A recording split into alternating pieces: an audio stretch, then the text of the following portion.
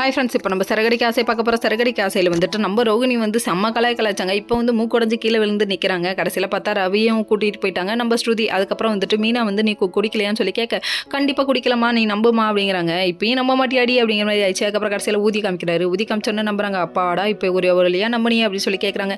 ஏன் ட்ரிங்க்ஸ் பண்ணலன்னு சொல்லி கேட்க, இது மாதிரி இப்போதைக்கு ட்ரிங்க்ஸ் பண்ண வேணான்னு தோணுச்சு அப்படிங்கிறாங்க. உண்மைதாங்க, ட்ரிங்க்ஸ் பண்ணுறதை விட்டாலே வீட்டில் உள்ள எல்லா நல்லதும் தானாக நடக்கும். ஹஸ்பண்ட் அண்ட் ஒய்ஃப்குள்ளே பிரச்சனையே வராது. இதை சில பேர் புரிஞ்சுக்கிட்டாங்கன்னா சரி.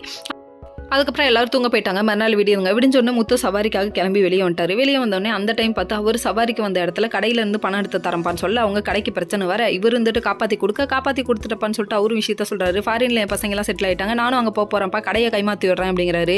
சொன்ன உடனே எங்கள் அண்ணனுக்கு இதை கைமாற்றி கொடுங்க அப்படின்னு சொல்லிட்டு அவரும் நல்லது பண்ண தான் நினைக்கிறாரு. நினைச்சதோட வீட்டுக்கு வந்து எல்லாத்தையும் பேசுகிறாரு.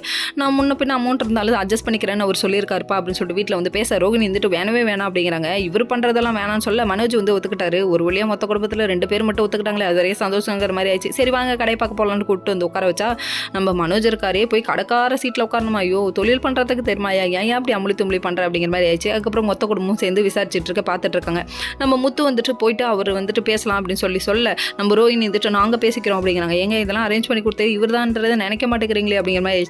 நம்ம மீனாவுக்கு ஒரு பக்கம் ஹாப்பியாகவும் ஆயிடுச்சு. இவரை நினச்சி ரொம்ப பெருமையாக இருக்குன்னு நினச்சி ஃபீல் பண்ணுறாங்க. ஒரு பக்கம் கூப்பிட்டு போய் ஏன் நீங்கள் இவ்வளோ நல்லது பண்ணுறீங்கன்னு சொல்லி கேட்க, என்னதான் இருந்தாலும் அவன் என் அண்ணம்மா என்னம்மா பண்ணுறது அப்படின்னு சொல்கிறாங்க. அதுக்கப்புறம் மீனா கேட்க ஆரம்பிக்கிறாங்க, எதுக்காக உங்களை அத்தை இந்த அளவுக்கு இருக்கிறாங்கன்னு சொல்லி கேட்க, இந்த ஃப்ளாஷ்பேக்கை எப்போயா சொல்லுவீங்கன்னு நாங்களும் எதிர்பார்த்துருக்கோம், கேளுங்க.